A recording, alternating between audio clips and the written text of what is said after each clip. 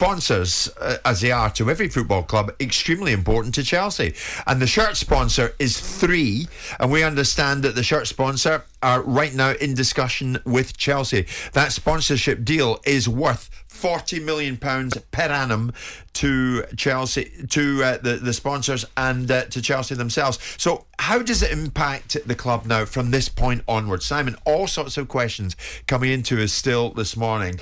And Mr. Jordan, whether you like it or not, mate, I'm going to be throwing quite a lot of them at you. One question went through there a second ago. Guys, do you agree with me? This is a majorly embarrassing moment for the Premier League. Do you see it like that, Simon? Is it an embarrassment to the Premier League at the moment that one of their prize assets, i.e. Chelsea, the club world champions, effectively have been stopped in their tracks?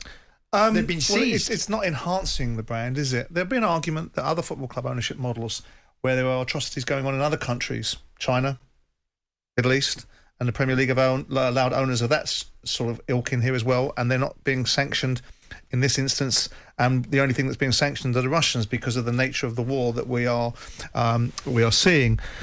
Look, do I think it's an embarrassment? I think the problem is that the Premier League allowed this to happen 19, 20 years ago, and it is what it is. So whilst the Premier League will take pride in its reputation around the world, will it diminish it? Will it stop overseas deals being done? Will it stop the demand for football to be broadcast to Premier League around the world? No, I don't think so. I think this is a moment in time. And what it shows is that actually there is some prestige behind the Premier League, so much prestige that the Premier League won't tolerate ownership models in this instance that it doesn't see as being fit and appropriate. So on one hand, of course it's diminishing because you've got a club being sanctioned and the government getting involved.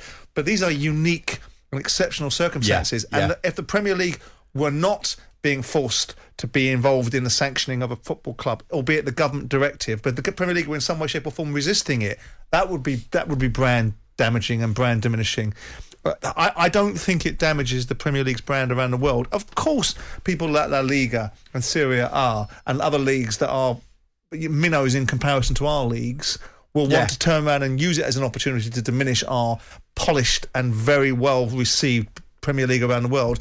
But the Chinese have just re-established broadcasting rights, haven't they, in terms of the Premier League? They took them down, they put them back up again. So there's an answer to some extent of how the world's perceiving it. But Simon, for the first time, we're seeing that a geopolitical issue can impact a club owner.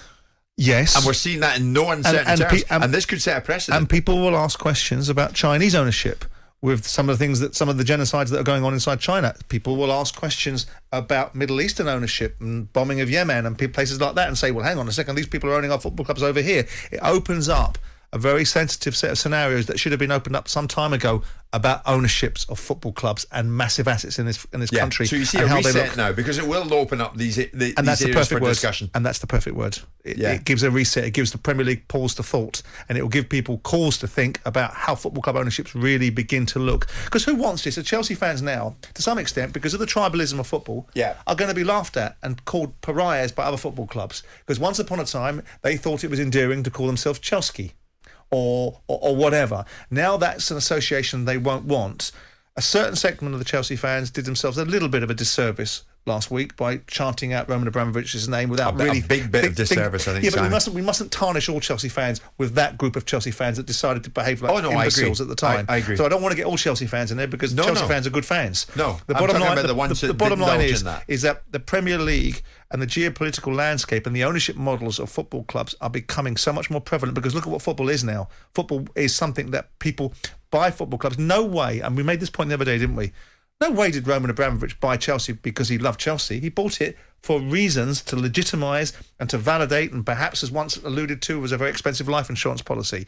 And you look at these other ownership models, they aren't for the love of football, they aren't for the well-being of football, they are for the well-being and the advancement of legitimising certain regimes or ownership models that have reasons behind it. I don't want to turn it into an attack on Man City or an attack on Newcastle or anybody else. Because let's focus on the situation with Chelsea. The bottom line is that some of the sponsors will row back and take a look at the scene, because they won't want to be associated with it. The government intervened. It's a sanctioned football club that's got all over the front page of the newspapers. Who wants to be the shirt sponsor of that football club right now? Who wants to see themselves beneath the headline of terrorist, war, the war of terror that's going on in Ukraine, and be a sponsor on a football club that's owned by an oligarch that is indexed to Vladimir Putin, so much so that he's been sanctioned around the world. So you think the follow-on to this is that Chelsea might have a problem attracting further sponsorship further down the line? No, I think they'll clean their act up. The new ownership model will be something very different. But has the football club needed to clean its act up? Only because of Abramovich and the association with him. I can't make the argument that I dislike the mechanisms that Abramovich has brought to bear. 3 things have happened in football: Sky, Abramovich and Sheikh Mansour, and now Newcastle, that have changed the landscape. And maybe Newcastle may not, but we'll see. And all of those ownership models have flaws to them. Yeah. So with that in mind, we can't invite capitalism in. We can't suggest that we're happy to have this money in and then just vilify it because it suits us now. I've always been against it. I've always spoken out against it and always believed that it's not appropriate for this mechanisms to be deployed. I don't think it's been for the well-being of football. I think it's created hyperinflation across the board and has damaged so many different people within the confines of football, and only been a few beneficiaries. But here the argument is are Chelsea damaged beyond repair? No, I don't think so. I think people see it for what it is. Yeah. People have seen it for what it is. Yes. It is an ownership model that now is no longer acceptable. Abramovich has found himself in a situation that ultimately the leader of his country's actions have brought upon him. Yes. And also his involvement. He has benefited. He became an incredibly wealthy man by the nature of the state breakup, whether it was Baratovsky or Boris Yeltsin and subsequently Vladimir Putin, that's allowed these people to prosper, and their chickens have come home to roost now. Can I throw one at you just before we head to a break? One of many, many questions coming in, Simon. If Chelsea were to win something this season, and who's to say they don't, can they get prize money? Again, the vehicle, as long as proceeds are going nowhere near Roman Abramovich, I cannot see why a control mechanism isn't put in place, like a trust sort of mechanism that Julian and I were talking about, Julian Knight, head of DCMS, we're talking about, which is everything gets put on the side account. So the purchasers come in, Chelsea wins something. I mean, let's be clear, if they win the FA Cup, well, they're going to get £2 million. They got bigger fish to fry. No, I'm talking about Champions League. Yeah, I mean, okay, they get 10 or 15 million quid for winning the Champions League, Champions League final. All of those proceeds can be locked into a trust, given nowhere near Abramovich, and ultimately released to the next ownership model if that ownership model passes the fit and proper persons test that the government will want to see even more so. And there's another one. Michael, I'm a season ticket holder. If I go to a home game, can I buy food, drink in the programme? I mean, it sounds crazy, but that's a legit question. Again, we're in a situation where it's revenue being created for the benefit of Chelsea Football Club, whose current ownership is Roman Abramovich. If they are able, there's nothing to stop them, unless I emphasise the point without making this an overly boring exercise. If Abramovich is indeed true to his word, he has no concern about what happens with Chelsea going forward. He wants Chelsea to be sold. So with that in mind, he should have no objection to everything being put in place to facilitate the sale of Chelsea. Yeah. And to ensure that the proceeds of anything that Chelsea needs in the meantime can be locked away, protected from the concerns that people have about him getting any access to it and the Russians getting any access to it. And ultimately, these things can be, I just think they can be easily overcome. Sure. Jim, Actually, I really Simon, do. Just to pick it, I'm not picking up on every word you're saying, but you say Abramovich can have no objection. He's got no choice.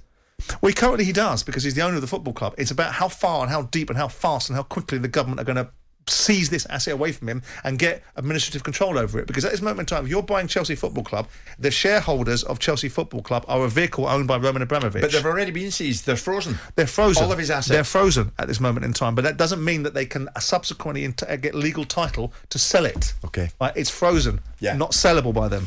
What a situation they find themselves in now. It's 11:15. Jim White and Simon Jordan. Monday to Friday mornings from 10 on AM, on DAB, via the talkSPORT app and on your smart speaker. talkSPORT.